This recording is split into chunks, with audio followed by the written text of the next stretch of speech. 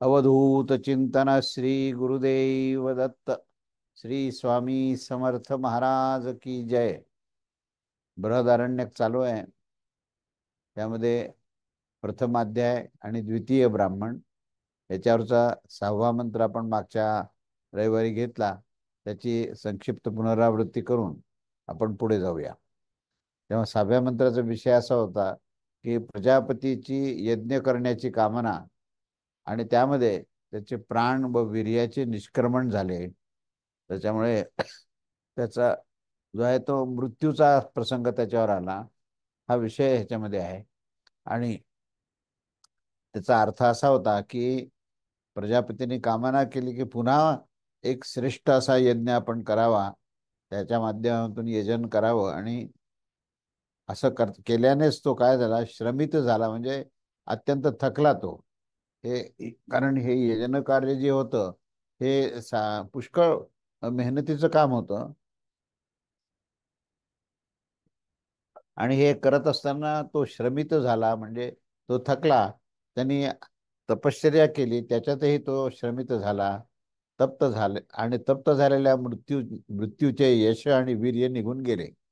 म्हणजे त्या ठिकाणी मृत्यूचा जो प्रसंग आला, तर मृत्यूमुळे काय होतं, तर यश आणि वीर्य हे म्हणजेच काय, की प्राण निघून जातो. प्राणामध्येच यश आणि वीर्य आहे. तेव्हा प्राण निघून झाल्यावर तर त्याच्यामधून यश निघून गेलं आणि वीर्य निघून गेलं.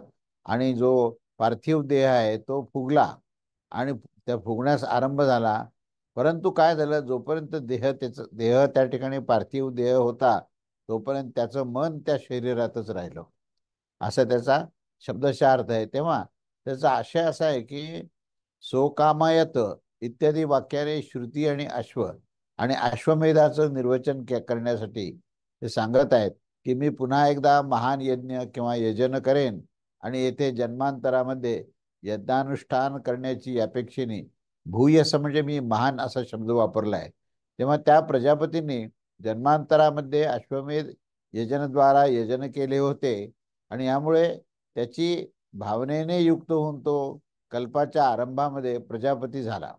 अश्वमेधाच्या क्रिया कारक आणि फल रूपाने संपन्न होऊन त्याने कामना केली की मी पुन्हा महान यज्ञाद्वारे यजन करेन. आणि अशा प्रकारे महान कार्यासाठी कामना करून तो अन्य लोकांच्या समान तो श्रीमंत होऊन जाईल, ही त्याची अपेक्षा होते. आणि त्याने मग त्या प्रकारचं यज्ञ यजन केलं, तप केलं. परंतु त्यामुळे तो श्रांत आणि तप्त झालेल्या स्थितीमध्ये तो त्याला यश आणि वीर्य हे त्याचं निघून गेलं. आणि श्रुती जी आहे ती स्वतःच याचं वर्णन करताना सांगते की यश आणि वीर्य या पदाचा अर्थ दाखवत आहे की चक्षु इत्यादी मध्ये जो प्राण असतो तोच यशाच्या हेतूचे आहे.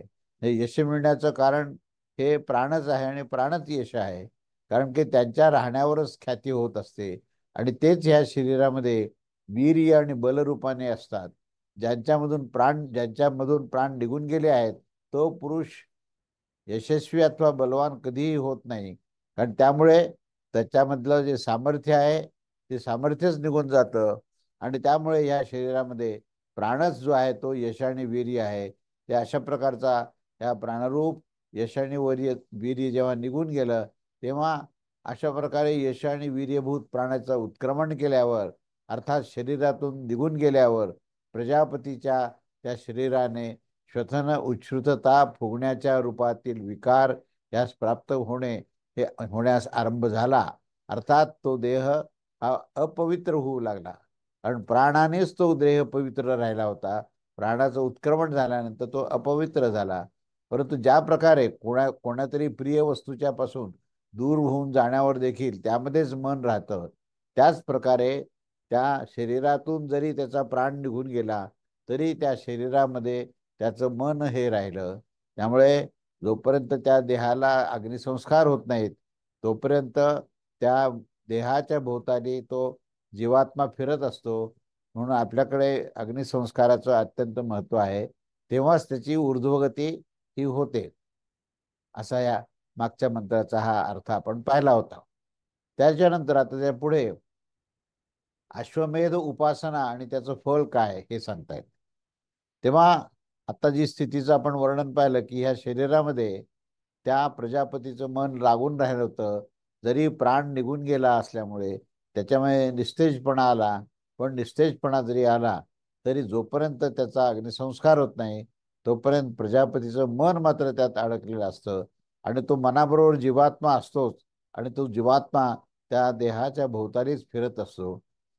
तेव्हा त्या प्रजापतीने काय केलं त्यावर दाखवतात की पुढच्या मंत्रामध्ये सांगतात, 7वा मंत्र, सो कामयत मेध्यम म इदम स्वादात्म्य व्यनेन श्यामिती ततोष्व समभवद्य दत्तश्व तन्मे मध्य भूदिति तदेवा अश्वमेध स्यात् अश्वमेधत्वम् एषः वा अश्वमेधं वेद य य एनमेवं वेद तमम दैवा मन्यात तम संवत्सरस्य परस्तादात्मानम् अलाभत पशुदेवताभ्याः प्रत्ययहत तस्मात् सर्वदेवत्यं प्रोक्षितम् प्रजात्यमाल भन्ते एष हवा अश्वमेधीय एष तपती तस्य संवत्सर आत्मायाम अग्निर अर्क आणि तस्यस्मे लोक आत्मान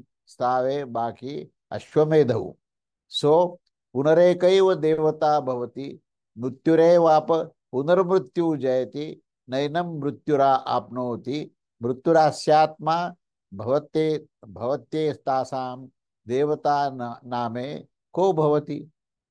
आता ह्याचा शब्दशः अर्थ असा आहे की जेव्हा त्यांनी कामना केली की माझं हे शरीर मेध्य म्हणजे यज्ञीय आहे, म्हणजे आता यज्ञीय याचा अर्थ या देहाला अग्नीचा संस्कार करायचा आहे, अग्नीमध्ये याचं समर्पण करण्यास योग्य आहे.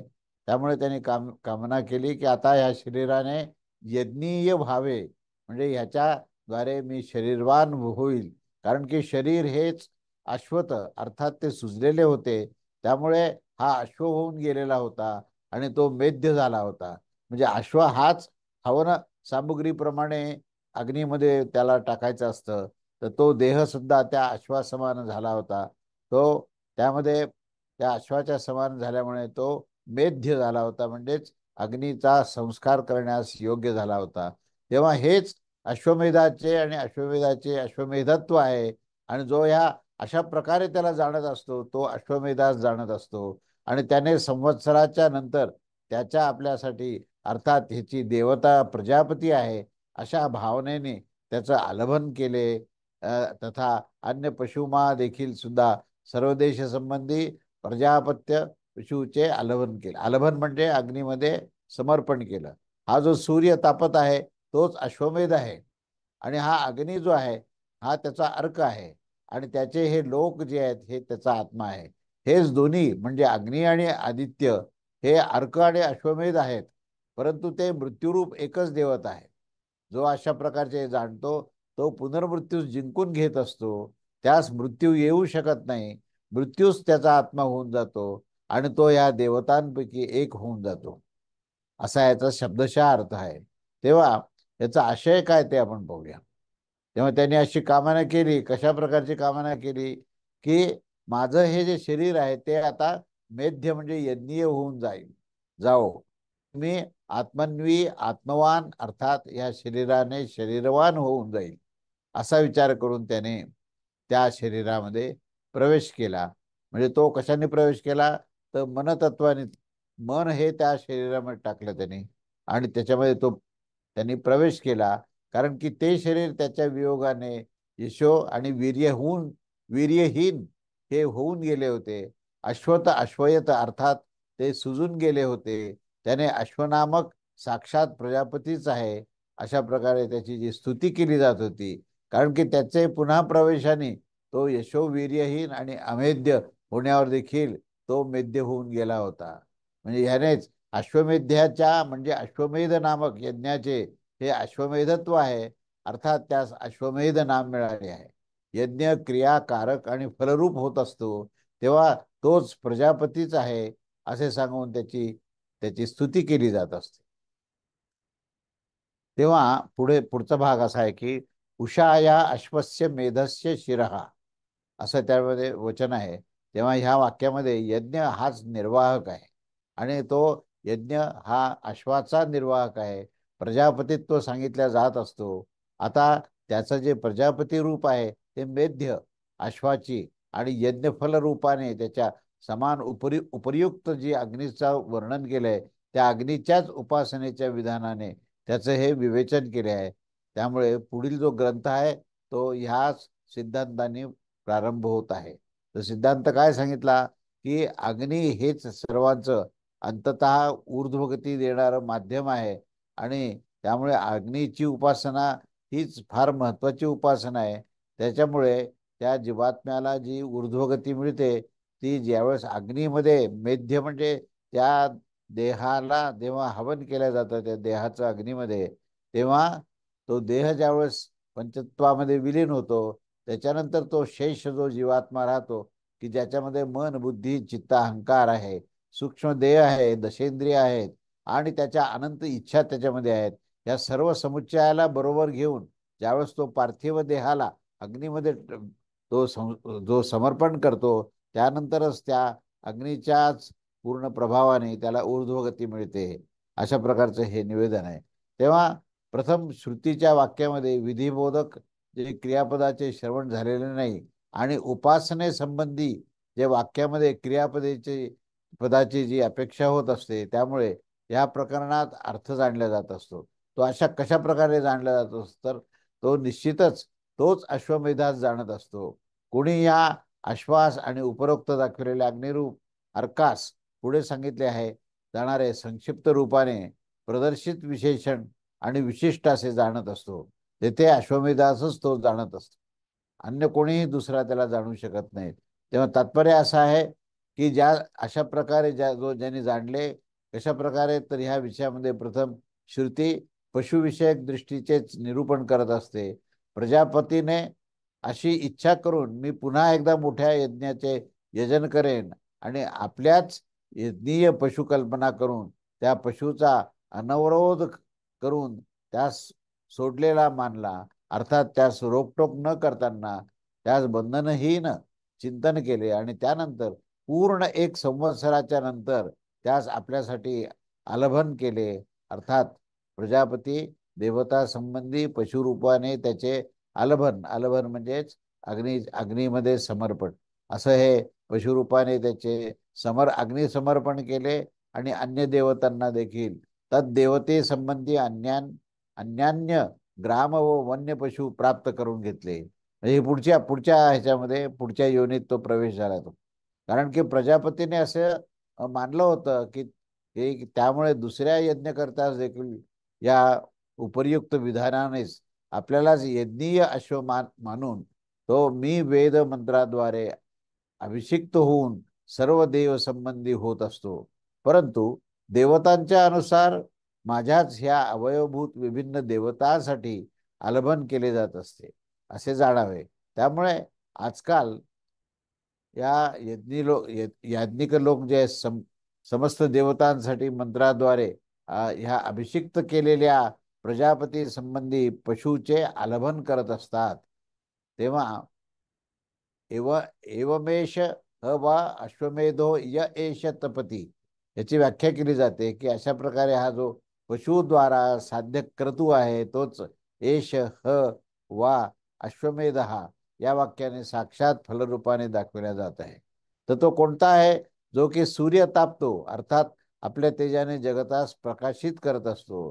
तेव्हा त्या या यज्ञरूप सूर्याचा संवत्सर कालविशेष आत्मा म्हणजे शरीर आहे. कारण की त्याच्याच द्वारे संवत्सर निष्पन्न होत असतात आणि त्या यज्ञात्म्याचे जे साधनभूत जे पार्थिव अग्नी हेच अर्क आहे. म्हणजे तरी आदित्याला आणि अग्नीला हे त्यांनी दोन जे विशेषण दिले की त्याच्यामध्ये अग्नीला त्यांनी अर्क म्हटलेले आणि त्या अर्कातूनच यज्ञफल किंवा अग्निसाध्य अशी गोष्ट मिळते. त्यामुळे यज्ञरूपाने निर्देश केल्या गेलेला या यज्ञाचे चयन केल्या जाणाऱ्या या त्या अर्काचे या 3 लोक म्हणजे आत्मा शरीराचे जे अवयव आहेत त्यापासून त्याची पूर्व दिशा ही शिर आहे इत्यादी वाक्याने त्याची व्याख्या केली गेली आहे. ते हे अग्नी आणि आदित्य उपरोक्त उपरोक्त दिल्या गेलेल्या विशेषणाच्या अनुसार अर्क आणि अश्वमेध आहे. म्हणजे अग्नी हा अर्क आहे आणि आदित्य हाच अश्वमेध आहे. आणि त्याचंच सूर्याचंच जे आविष्कार पृथ्वीवर आहे तो अग्निरूपात आहे. सूर्याचाच त्याचा हा परिणाम आहे असं त्या ठिकाणी दिलंय. आणि म्हणून त्याला अर्क शब्द वापरलाय. आणि सूर्य स्वतः अश्वमेध म्हणजे त्या अग्नीचं प्रत्यक्ष प्रतीक आहे की ज्याच्यावर सगळ्याचं हवन होतं असं. तेव्हा अग्नी सूर्य आणि अग्नी हे क्रमशः हे अश्वमेध आणि अर्क असं आहे. त्यामुळे यज्ञ आणि फल आहेत. हे यज्ञ जो आहे तो प्रत्यक्ष सूर्य आहे आणि फल जो आहे तो त्याचं अग्नी आहे आणि तो अर्करूपामध्ये आहे. तो पार्थिव अग्नी आहे. तो साक्षात क्रियात्मक यज्ञरूप आहे. यज्ञ हा अग्निसाध्य असल्यामुळे अग्निरूपानेच त्याचा निर्देश केला जात असतो. आणि फल हे यज्ञसाध्य आहे त्यामुळे आदित्य अश्वमेध आहे अशा प्रकारे यज्ञरूपानेच त्याचा निर्देश केला जातो. तेव्हा अश्वमेधाची जी संकल्पना आहे ती आदित्याला लावलेली आहे कारण तो स्वतःच यज्ञ स्वरूप आहे असं त्या ठिकाणी मानलेलं आहे. तेव्हा अशा प्रकारे ह्या यज्ञरूपानेच त्याचा निर्देश केला जात असतो. ते यज्ञ व फलभूत अग्नी आणि आदित्य साध्य आणि साधन आहे ते देखील परस्परांमध्ये मिळून पुन्हा यानंतर एकच त्याची देवता आहे. आणि ती देवता कोणती आहे तर तो मृत्यू आहे. देवता कोणती आहे त्याची तर ती मृत्यू आहे. प्रथम देखील ती मृत्यू देवता एकच होती.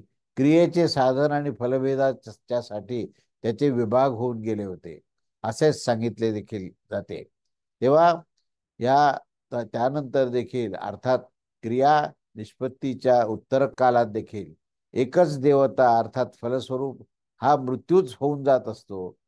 तेव्हा जो अशा प्रकारे या अश्वमेधास मृत्यूरूप देवता ह्या रूपात जाणत असतो अर्थात मीच अश्वमेध रूप मृत्यू आहे असं ज्यावेळेस अग्नी संदर्भामध्ये त्याची जाण होते आणि अश्वरूप साधनेने सिद्ध होणारी ही एक देवता हे माझेच रूप आहे अशी जो उपासना करत असतो तो पुनर्मृत्यूस जिंकून घेत असतो. तात्पर्य असं आहे की एका वेळेस मारून तो पुन्हा मरण्यासाठी उत्पन्नच होत नाही. म्हणजेच तो मुक्त होतो हा त्याचा अर्थ आहे. तेव्हा अशा प्रकारे परास्त होऊन न गेल्यामुळे मृत्यू ह्यास प्राप्त करून घेईल अशी आशंका ही करून श्रुती सांगते की ह्यास मृत्यू प्राप्त करूच शकत नाही.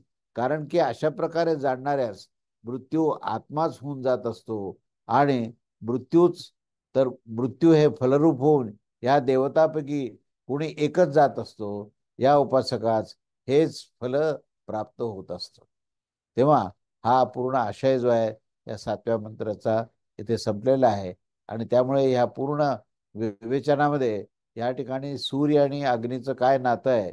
सूर्य हा अश्वमेध आहे तो स्वतः यज्ञ आहे आणि अग्नी जो आहे हा त्या सूर्याच्याच आविष्कारामध्ये पृथ्वीवर होणारा जो आविष्कार आहे तो अग्नी आहे. आणि त्या अग्नीमध्येच जे काही साध्य करायचं आहे म्हणजे आपल्यामध्ये जे निषिद्ध गोष्ट आहे ती त्या अग्नीमध्ये हे नष्ट करायची आहे.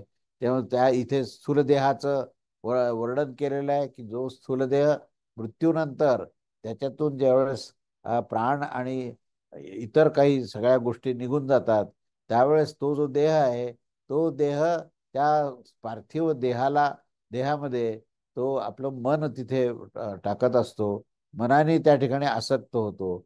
पण ज्यावेळेस त्याला अग्नी हेच त्याच्यावरचं उत्तर आहे की अग्नीमध्ये पार्थिव टाकल्याशिवाय जीवात्मा हा मनाने मुक्त होत नाही आणि मन त्याच्यात अडकून राहतं.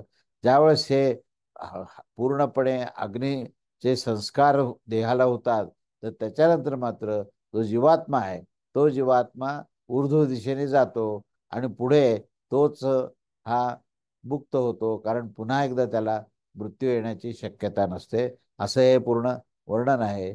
तेव्हा अशा प्रकारे बृहदारण्यक उपनिषदातील प्रथम अध्यायामधील हा द्वितीय अग्निब्राह्मण संपलेला आहे. म्हणजे ह्याला अग्निब्राह्मण असं म्हटलेलं आहे कारण पूर्ण विवेचन जे आहे ते अग्नीच्या संदर्भात आहे आणि अग्नीच्या माध्यमातूनच काय आपल्याला उद्भव करायचा आहे ह्याचं पूर्ण हे विवेचन आहे. तेव्हा इथे हा दुसरा ब्राह्मण संपलेला आहे आणि पहिल्या अध्यायातले 2 ब्राह्मण आपण परिपूर्ण केले. त्यानंतर आपण आता आज तृतीय ब्राह्मणचा प्रारंभ करूया.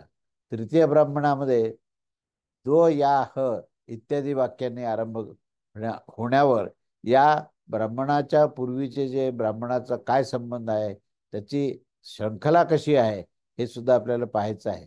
की येथपर्यंत अश्वमेधाची गती म्हणजे यश दाखवण्याच्या द्वारे ज्ञानासहित कर्माची ही मृत्यूरूपता प्राप्तिरूप परागती दाखवली गेली आहे. आता पुढे मृत्यू स्वरूपाच्या साधनभूत कर्म आणि ज्ञानाचा ज्याच्यापासून उदय होत असतो त्याचे प्रकाशन करण्यासाठी उद्गीत उद्गीत ब्राह्मणाचा आरंभ केला जातो. आता इथे उद्गीत हा विषय आलेला आहे. म्हणजे आता ह्या तृतीय ब्राह्मणामध्ये मुख्य विषय काय आलेला आहे, तर उद्गीत ब्राह्मण आलेला आहे. आणि त्याचा संबंध या अग्नीशी, या मृत्यूशी ह्या कशा प्रकारचा येतो, हा विषय या आता नूतन ब्राह्मणामध्ये आपण विचार करत आहोत. तेव्हा हा विषय मांडलेला आहे. त्याच्यावर मग आता पहिल्यांदा शंका विचारली गेली की पूर्वी तर ज्ञान आणि कर्म याचंच फल मृत्यू स्वरूपात प्राप्ती दाखवली आहे. म्हणजे पूर्वीचं आपण जे विवेचन पाहिले तेव्हा त्या ठिकाणी विषय काय होता, तर ज्ञान आणि कर्म हे मृत्यू स्वरूपामध्ये दाखवलेले आहेत. परंतु आता ह्या जो विषय प्रारंभ केलाय त्यात उद्गीत ज्ञान आणि कर्माचं फल हे मृत्यू स्वरूपाचं आहे आणि मृत्यू स्वरूपाचं अतिक्रमण दाखवलेलं आहे. त्यामुळे फलाचा विषय भिन्न होण्याने हे पूर्वोक्त कर्म आणि ज्ञानाचं जे उद्गीत स्थानास हे प्रकाशित करण्यासाठी होऊ शकत नाही, अशी शंका इथे व्यक्त केलेली आहे. त्यानंतर त्याचं समाधान असं आहे की असं जो तुम्ही जे तो की समस्या मांडली, तर ती त्यात काही दोष नाही. कारण उद्गीताचे फल हे अग्नी व आदित्य स्वरूपाचीच प्राप्ती आहे. उद्गीत उद्गीत म्हणजे ज्या यज्ञामध्ये हवन करण्याकरता ज्या मंत्राचे उच्चारण करणारे जे पुरोहित असतात त्यांना उद्गीत असं म्हणतात. तेव्हा त्या उद्गीताचं महत्त्व सांगत असताना कुठल्याही प्रकारचा दोष येणार नाही. कारण काय उद्गीताचं फल काय आहे, तर तो अग्नी व आदित्याच्या स्वरूपाची प्राप्ती होणे. आणि पूर्वी देखील याच्यापेक्षा कोणी एक देवता होऊन जात असते, त्या वाक्याने हेच फल आणि ह्या संदर्भच दाखविला गेला आहे.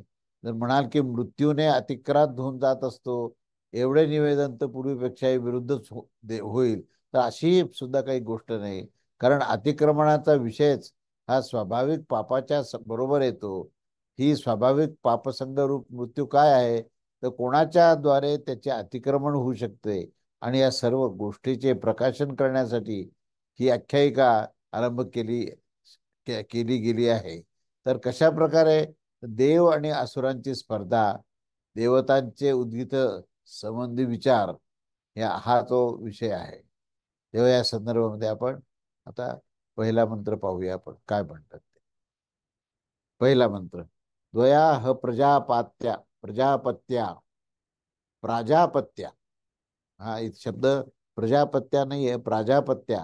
म्हणजे या ठिकाणी प्रजापतीचा मुलगा हा प्राजापत्य असा शब्द येतो.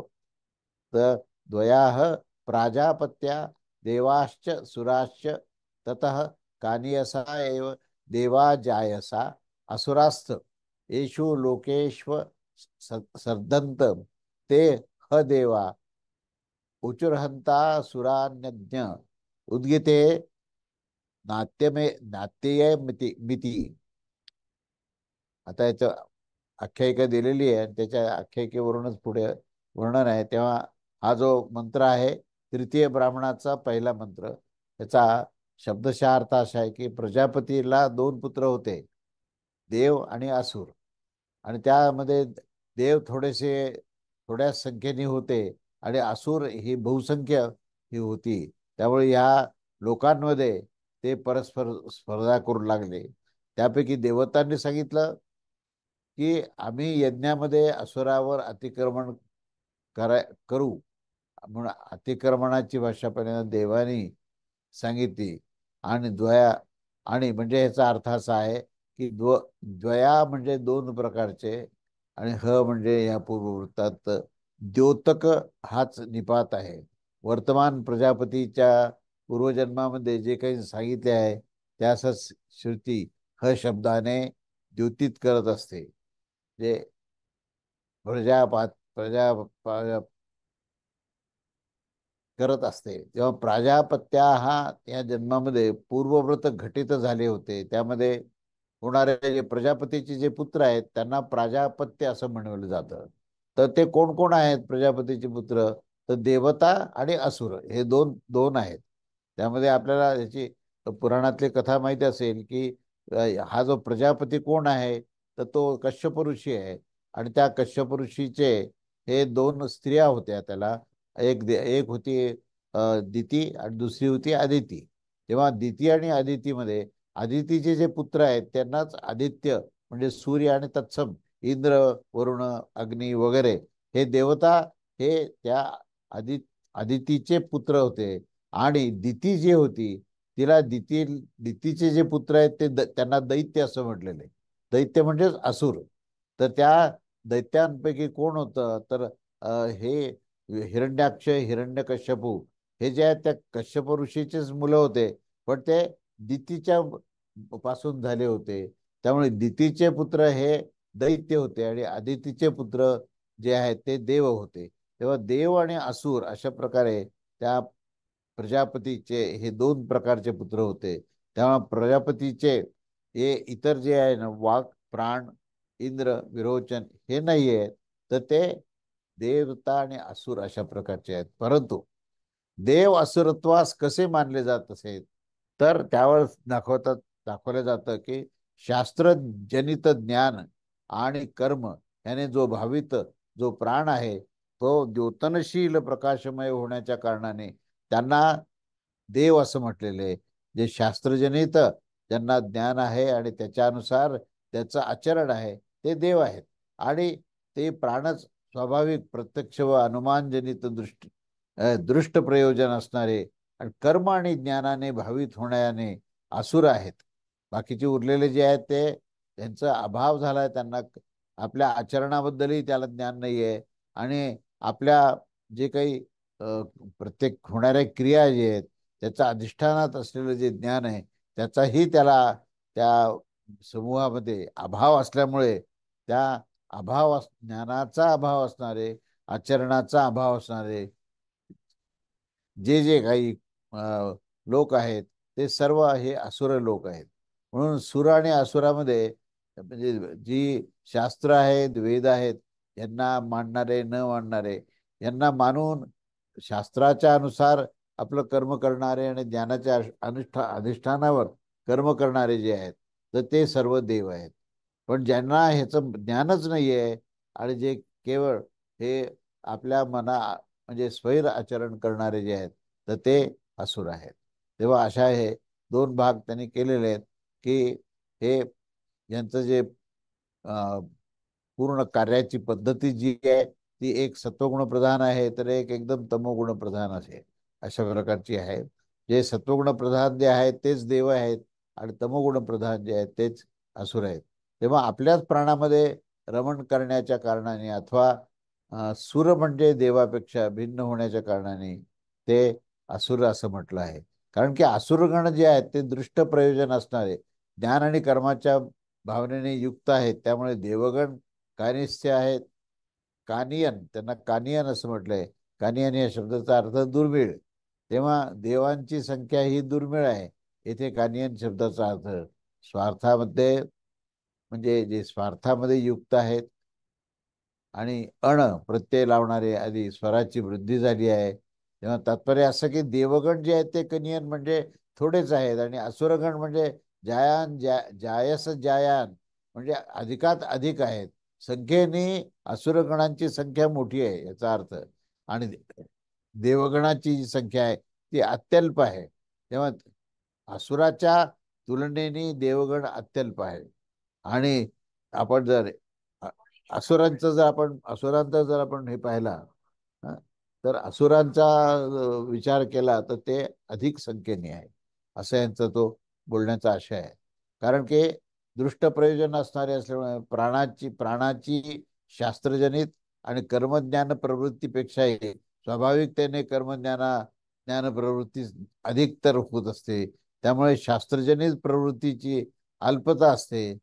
कारण काय, इथे आता ह्या ठिकाणी त्यांचं हे कसं आविष्कार आहे हे सांगतायत की तो त्याला कुठल्याही प्रकारचं शास्त्रजनित प्रवृत्ती जी आहे ती राहत नाही किंवा अत्यल्प असते, असे ते असुर आहेत. तर प्रजापतीच्या शरीरामध्ये राहणारे ते देव आणि असुर स्वाभाविकच अस्वाभाविक म्हणजे शास्त्रजनित कर्म आणि ज्ञानाने हे साध्य लोकांच्या निमित्त स्पर्धा करू लागले. वृत्तीचे उत्थान म्हणजे ह्या ठिकाणी जे पूर्ण कथन केलेलं आहे पूर्वीचं की असुर ही अधिक संख्येने आहेत, तमोगुण प्रधान आहेत आणि शास्त्र विपरीत कर्म करणारे आहेत. आणि देवगण जे आहेत, देवगण जे आहेत ते नेहमीच शास्त्राच्या अ, अनुसार कार्य करणारे आहेत. तेव्हा जिथे ज्या प्रकारच्या वृत्तीचं अधिक आधिक्य होतं त्यांचा विजय होतो, असुरांचा विजय आणि देवतांचा पराजय होतो. किंवा तर ज्या ठिकाणी या शास्त्र विपरीत कर्म करणाऱ्या लोकांची संख्या वाढली की त्या ठिकाणी पूर्णपणे असुरांचा विजय होतो. तोच आपण आजच्या काळाचा विचार केला तर आजच्या काळामध्ये सुद्धा हा सध्या असुरांचाच विजय असलेले हे सगळं वातावरण आहे. कारण तिथे कुठेही शास्त्राचा उपयोग नाहीये, कुठल्याही प्रकारचा आपल्या पुरुषार्थाचा उपयोग नाहीये, तर धर्माचं आचरण करण्याचं वातावरण नाहीये. तर अधर्मयुक्त व आचरण आहे, शास्त्र विपरीत आचरण आहे. आणि जे स्वातंत्र्य तुम्हाला दिलेलं आहे त्याचा पूर्ण विनियोग जे आहे ते स्वैराचारामध्ये करण्यामध्ये असा हा पूर्ण समाज असल्यामुळे या ठिकाणी सुद्धा आपण हे पाहतो की इथे जे वर्णन केलंय त्याप्रमाणे असुरांचा विजय झालेला दिसतो आणि देवतांचा तिथे पराजय झालेला दिसतो. अशा प्रकारे देवतांचा विजय होणार आणि धर्माची अधिकता होण्याच्या कारणानेच हे प्रजापती पदाची प्राप्ती होते. म्हणजे प्रजापती हे जे पद केव्हा मिळतं की ज्यावेळेस खरोखरच ही देवतांचा विजय होईल, धर्माचं प्रस्थापना होईल, त्यावेळेस प्रजापती या पदापर्यंत काही लोक जाऊ शकतील आणि त्याच्यामध्ये उत्कर्ष होईल, ऊर्ध्वगमन होईल, उत्तम गती मिळेल देहत्यागानंतर. तर हे केव्हा शक्य आहे, तर तिथे प्रजापतीचं आधिपत्य होतं त्याच ठिकाणी हे शक्य आहे. आणि असुरांचा विजय केव्हा होतो, तो होण्यावर अधर्माची अधिकता होण्याच्या कारणाने स्थावरत्व प्राप्तीपर्यंत अधोगती होत असते आणि दोघांची समानता झाल्यावरच मग मनुष्यत्वाची प्राप्ती होते. म्हणजे आता इथे या ठिकाणी अजून एक या निमित्ताने सांगितलंय की मनुष्य जो आहे तो केव्हा तयार होतो, ज्यावेळेस या दोघांची समानता होते. म्हणजे असुरही आहेत आणि सूरही आहेत, पण जेव्हा असुरांचाही पराजय नाहीये आणि सुरांचाही पराजय नाहीये, दोघांची समसमान स्थिती आहे.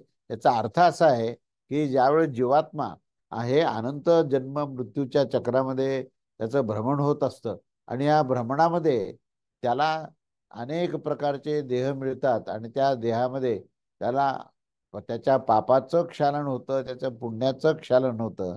आणि ज्यावेळेस दोन्हीचंही क्षालन होतं तेव्हा मनुष्याचा जन्म मिळतो. म्हणजे काय होतं, तर तो जे त्याला काही काळ स्वर्गप्राप्ती होते आणि काही काळ नरकाची प्राप्ती होते. नरकामध्ये जाऊन त्याचं पापाचं क्षालन होतं आणि स्वर्गस्थ दिशामध्ये गेल्यानंतर पुण्याचं क्षालन होतं. म्हणजे स्वर्गाचे लोक तारीफ करतात की स्वर्गात जाणं उत्तम आहे नरकात जाण्यापेक्षा. पण आपण प्रत्यक्ष जर पाहिलं तर स्वर्गात काय होतं, तर पुण्याची क्षती होते, पुण्याचं क्षालन होतं.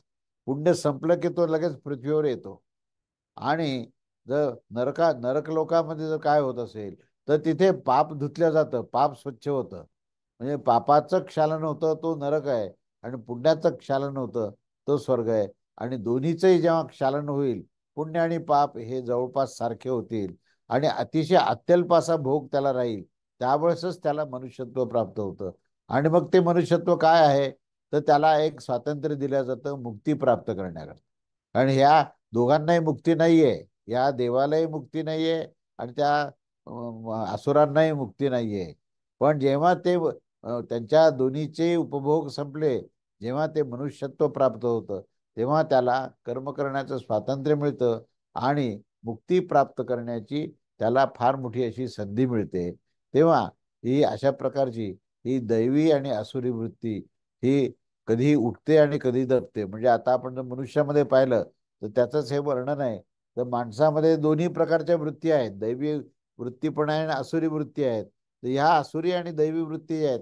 कधी आसुरी वृत्ती ही आपल्याला स्पष्ट दिसायला लागते. जो सामान्य मनुष्य नेहमी चांगला वागणारा पण अचानक तो आसुरी वृत्तीने वागतो, किंवा कधी कधी त्याच्या माध्यमातून उत्तम कार्य होतं, त्यावेळेस त्याची दैवी वृत्ती ही जागृत होते. म्हणून ही दैवी वृत्ती आणि आसुरी वृत्ती ही दोन्ही पण अधूनमधून ही वर डोकं काढते आणि आपल्याला दिसतं की हा असुर आहे का खरोखर देववृत्तीचा आहे, अशी आशंका आपल्याला मनात येते. कारण इथे दोन्ही देवता आणि असुरांची स्पर्धाच असते.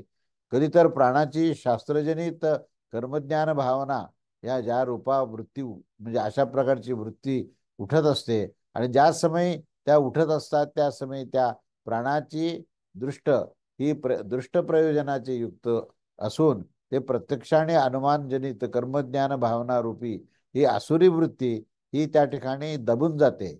म्हणजे ज्यावेळेस तुम्ही त्या प्रत्यक्ष शास्त्रोक्त कर्म करण्याच्या वृत्तीला तुम्ही जर त्या ठिकाणी प्रोत्साहन दिलं तर ती आसुरी वृत्ती त्या ठिकाणी दबून जाते. हाच देवतांचा जय आणि असुरांचा पराभव आहे.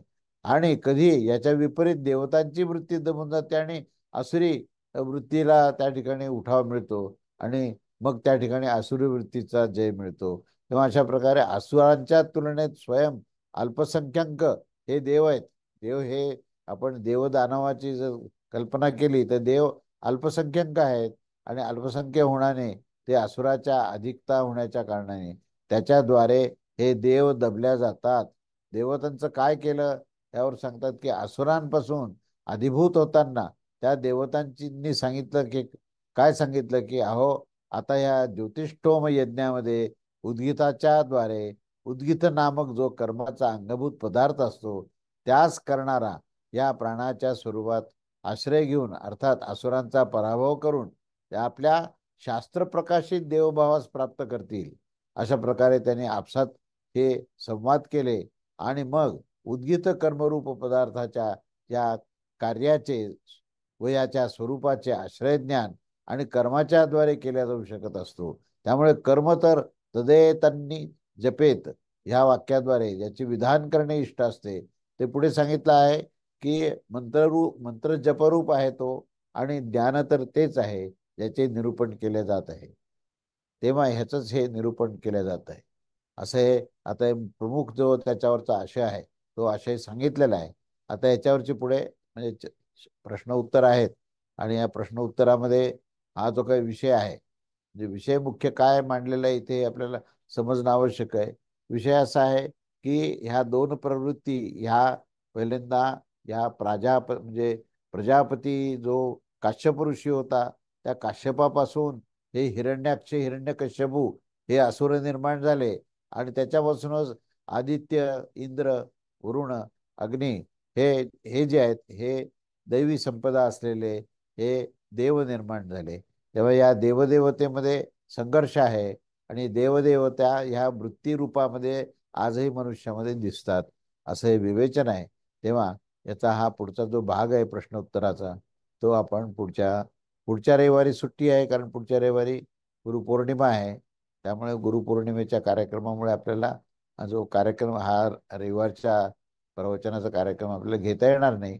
त्यामुळे त्याच्या पुढच्या रविवारी आपण ह्याच्यावर विवेचन करूया. अवधूत चिंतन. श्री गुरुदेव दत्त. श्री स्वामी समर्थ महाराज की जय.